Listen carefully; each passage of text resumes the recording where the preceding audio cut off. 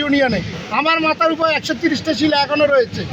সেই সময় আওয়ামী লীগের আমলও, সেই সময় জামালউদ্দিন সেন্টু আওয়ামী লীগের সাথে হাত করে আমার উপর আক্রমণ চালানো হয়েছে।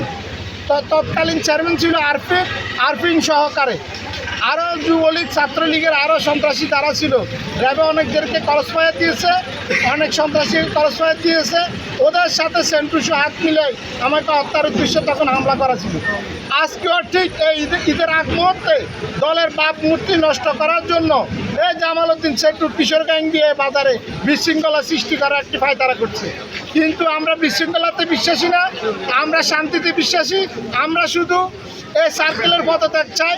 এই সার্কেলের কারণে সোনাগাজী উপজেলাতে মাদক থেকে, চুরি থেকে, ডাকাতি থেকে সব কিছু ফসল পাচ্ছে একমাত্র সার্কেলের কারণ।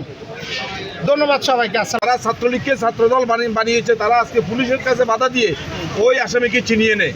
চিনিয়ে নেওয়ার পরে আমাদের উপজেলা বিএনপির বাংলাদেশ জাতীয়তাবাদী দল সোনাগাজী উপজেলা বিএনপির সদস্য সচিব সৈয়দ আলম ভূঁইয়া তাৎক্ষণিকভাবে এটা যখন বলেছে যে পুলিশের কাজে, আইনি কাজে কেন বাধা দিচ্ছ, তখন এই যুবদল নামের এই যে জাবেদ শনিবারের, সে রাজু এবং কি জাবেদ, তারা এই অতর্কিতভাবে সোনাগাজী উপজেলা বিএনপির সদস্য সচিব জনাব সৈয়দ আলম ভূঁইয়ার উপর তারা আক্রমণাত্মক কথাবার্তা বলে তাকে আক্রমণ করে।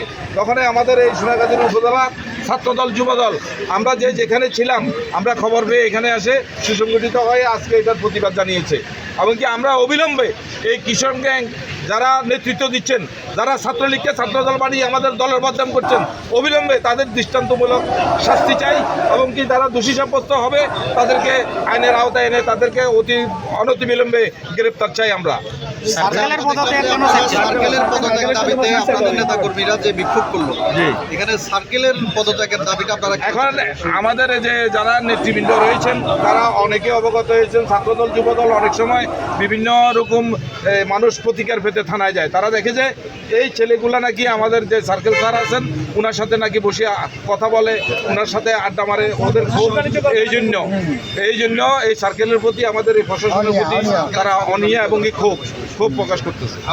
কোনো নাম নাই, এটা আমাদের কাছে তারা যে লোকটার কথা বলছে সেটা আপনার ঠিকই আমাদের কাছে আসছে। আর আরেকজন হলো ওই সাথে ছিল, সেও আসামি। ওরা কি আসামি ছিল না? আর একজন, যেটা ওনারা কি অভিযোগের ভিত্তিতে ওনাদেরকে আটক করা হয়েছিল?